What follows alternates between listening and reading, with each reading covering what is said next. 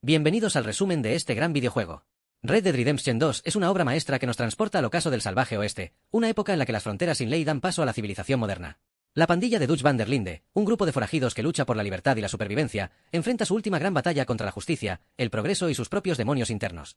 El juego nos pone en la piel de Arthur Morgan, un hombre marcado por su lealtad al grupo, pero también por el peso de sus propios pecados y decisiones.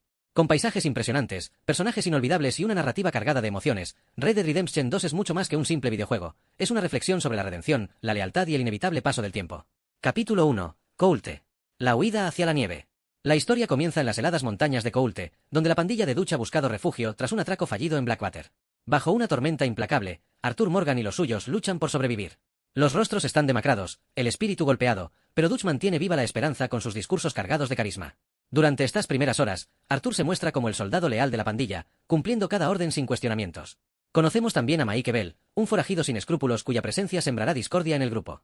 En una de sus misiones, Arthur rescata a Sadie Adler, una mujer que se convertirá en una de las figuras más fuertes y valientes de la historia tras perder a su esposo a manos de los O'Driscoll. Mientras el invierno azota con furia, la pandilla sobrevive a duras penas. Dutch promete que pronto encontrarán un buen lugar donde prosperar. Pero esta promesa, como muchas de las suyas, resultará ser solo una ilusión. Capítulo 2. Horseshoe Overlook. El respiro temporal. Con la llegada de la primavera, la pandilla se asienta en Horseshoe Overlook, cerca de Valentine. Las praderas verdes y el cielo despejado ofrecen un respiro tras la brutalidad de Coulte.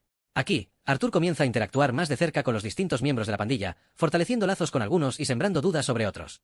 Dutch sigue planeando grandes golpes, y Arthur, aunque fiel, empieza a notar las grietas en el liderazgo de su mentor. La llegada del poderoso magnate Leviticus Cornwall, cuyo tren es asaltado por la pandilla, desencadena una serie de eventos que aumentarán la presión sobre ellos. Valentine, con su bulliciosa vida urbana, se convierte en un escenario de caos cuando Mike provoca una brutal pelea que obliga al grupo a buscar un nuevo refugio. Capítulo 3. Clemens Point. Fuego cruzado entre familias. La pandilla se establece en Clemens Point, un territorio pantanoso lleno de peligros ocultos. Aquí, Dutch intenta explotar el conflicto entre las familias Brightwhite y Gray, dos clanes rivales que dominan la región. Arthur se ve arrastrado a esta guerra absurda, cuestionando cada vez más las decisiones de Dutch. Cuando los Brightwhite secuestran a Jack Marston, el hijo de John, la pandilla desata una venganza brutal, incendiando la majestuosa pero decadente mansión Brightwhite. Sin embargo, la victoria es agridulce, ya que Dutch comienza a mostrar signos de paranoia y obsesión. Capítulo 4. Saint-Denis. La corrupción de la ciudad. La pandilla se traslada a las afueras de Saint-Denis, una ciudad bulliciosa y moderna que representa todo lo que Dutch desprecia. Las calles adoquinadas y la tecnología emergente contrastan con los ideales anacrónicos de libertad que la pandilla intenta preservar. Dutch, cegado por la ambición, planea un atraco al banco de la ciudad.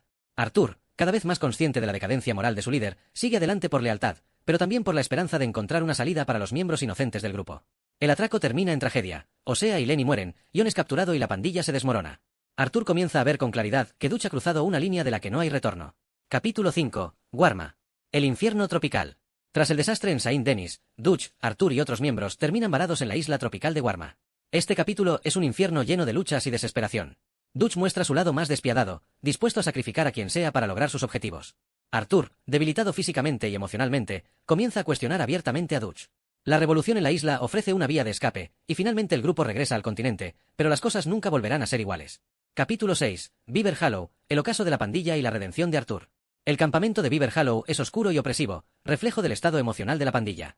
Las tensiones son insostenibles, Dutch ha perdido por completo la razón, y Mike Bell se convierte en su consejero más cercano, sembrando discordia entre los miembros restantes.